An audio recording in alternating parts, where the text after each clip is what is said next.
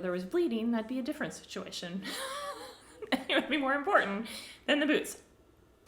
Hi, welcome to Miss Julie's Montessori Minutes. I'm Miss Julie. I'm so glad you found this video. Let's take a minute to talk about a phrase that I hear quite a bit when I'm out and about. And usually I hear this with parents of older children, but I thought I'd just plant the seed with you so you can avoid falling into this trap. And so the phrase I hear, I understand that parents are saying it with good intentions. I'll hear them say this phrase when a child says something that the parent views as kind of like tattling, which that's a whole other video whether children truly tattle. But anyway, parents say it when they think a child is tattling on someone, or they'll say it when their perspective is that their child is judging someone else. Or they may say it to redirect their child when they want their child to focus on a task that needs to be done at that moment and they're trying to turn direction away from the other people around them. And another reason a parent might say this is they have the perspective that the child is judging someone who is in a different circumstance or maybe have a different ability than their child is, and they're feeling protective of that other person. While our intentions were good, but unfortunately, if this phrase becomes a habit for the parent and the child is hearing this phrase over and over, it can have some real negative consequences for the child. Okay, so what is the phrase? It's worry about yourself. And there's variations of this. Attention to yourself, focus on yourself, think about yourself. Here are a few specific problems with telling your child, worry about yourself.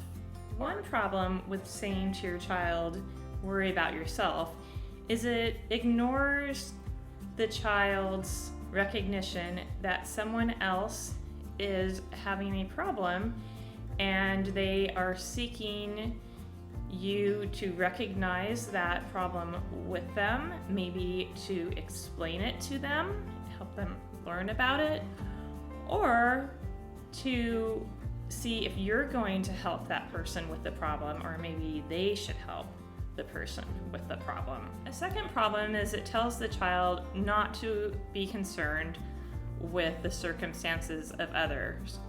It's literally what we're saying to them, worry about yourself, right? Not worry about others. So it's sending the message, don't be concerned about other people. It also sends the message that they are not to be concerned with other people's feelings, with their struggle, with their antisocial behavior, when another person is engaging in unfair activity, or maybe even harming someone. So saying don't worry about yourself teaches them that none of those things they observe is important, and they should just worry about themselves. It teaches the child that other people's problems are only their problems and not the problems of society. So a homeless person living in a tent on the side of the highway, not their problem. Someone bullying a kid with a disability, not their problem. Classmate shouting a racial slur back of the bus, not their problem. Hungry child in Appalachia or Africa, wherever, not their problem. And I trust that that is not what you wanted to teach your child when you said that message. So what can we say instead of worry about yourself? It depends on the reason you are saying that phrase to begin with. So if you think your child is tattling on someone like a sibling or a friend, and it's something really mundane like they weren't supposed to take another cookie, or the big sister isn't supposed to be turning on the TV, and so it just feels like tattling, there's no immediate harm to anyone, then you could just say to the child, oh yeah, you know that rule. Because the child just wants feedback that's the rule, right?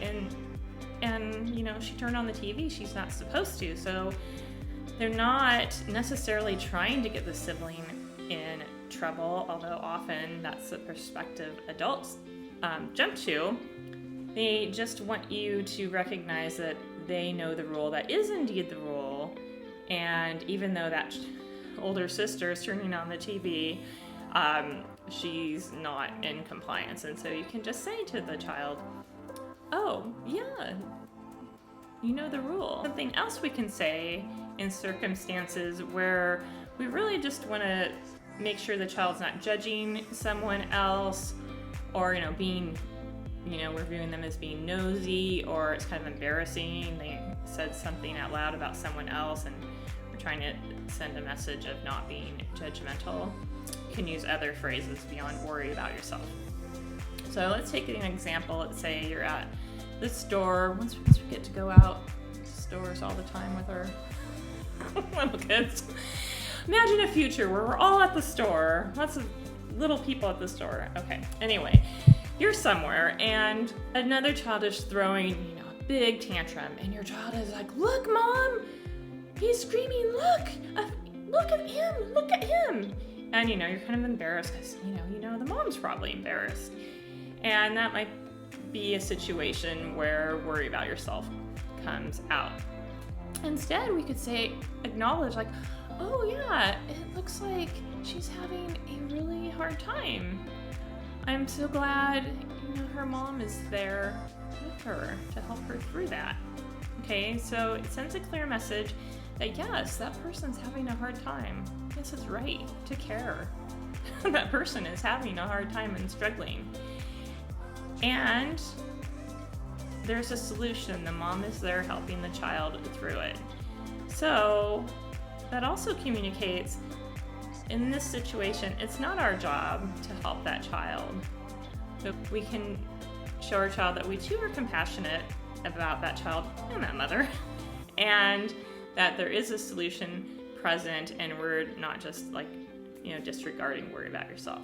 And sometimes the child will point out a struggle that there is something we can do about, like if there's someone aggressively panhandling while you're waiting for the bus, and they're noticing, and you're just worried about yourself, or trying to hush your child up, you can say, yeah, that must be a really hard way to have to get money.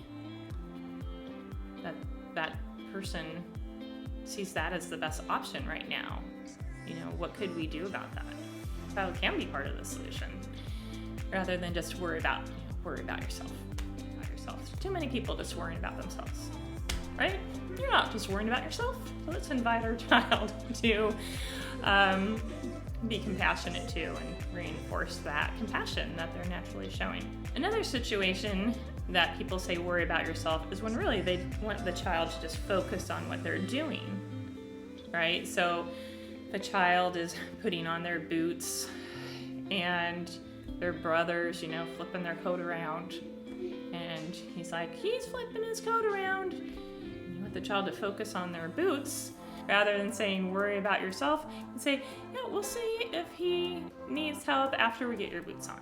All right, so acknowledging they're seeing this other situation that maybe someone needs to aid in, but maybe right at that moment, we're not the people that need to intervene. We can, right now, we're just gonna boots on. But rather than worry about yourself, just say, yeah, we'll see if we can help when we're done putting our boots on. Of course, if the brother was bleeding, that'd be a different situation. It would be more important than the boots, obviously. So you could probably think of some other reasons why we don't want children internalizing that message, worry about yourself. Say it out loud to yourself. Worry about yourself. Do we want to just worry about ourselves? Do we really want our child to just worry about ourselves?